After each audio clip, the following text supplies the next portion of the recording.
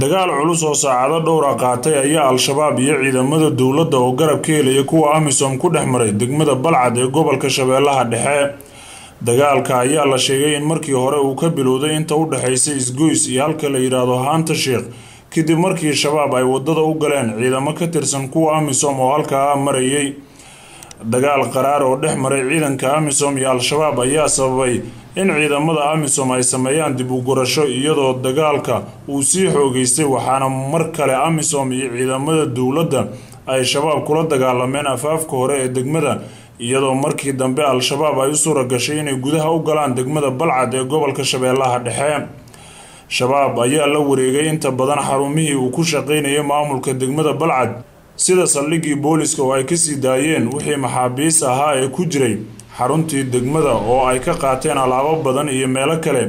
sidoo kale al-shabaab ayaa la wareegay idaacad ku taalay degmada balcad oo la yiraahdo raadiyo balcad, waxaana agaasimaha idaacaddaas oo aan qadka telefoonka kula xiriiray uu ii sheegay in la qaatay dhammaan qalabkii idaacadda ay ku shaqaynaysay.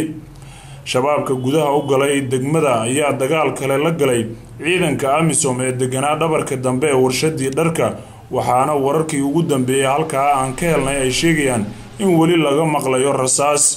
dagaalka maanta al-shabaab iyo ciidamada dowladda oo garab ka helaya kuwa midowda afrika ee nabad ilaalinta u jooga Soomaaliya dhex maray ayaa waxaa lagu soo waramayaa inuu ka dhashay khasaare xoog leh, inkastoo aan ilaa iyo hadda la ogeyn khasaaraha rasmiga ee dagaalka ka dhashay. warar hordhaca oo la helay ayaa sheegaya in al-shabaab ay ciidamada amisom ka gubeen ilaa 3 gaari, halka sidoo kalena ay shabaab qabsadeen gaari nooca xamuulka qaada ah oo sahay u siday ciidanka amisom. dad ku sugan deegaanka qalimow oo qiyaastii 30 kilomitir u jira magaalada jowhar ee xarunta dowlad goboleedka hirshabeelle ayaa sheegay in xarun ciidanka amisom ay ku leeyihiin halkaas la keenay askar dhaawaca. socodka gaadiidka muqdisho iyo jowhar ayaa xaniban, iyadoo gaadiid badan oo saaka ka soo baxay muqdisho ay ku xayirmeen duleedka magaalada balcad.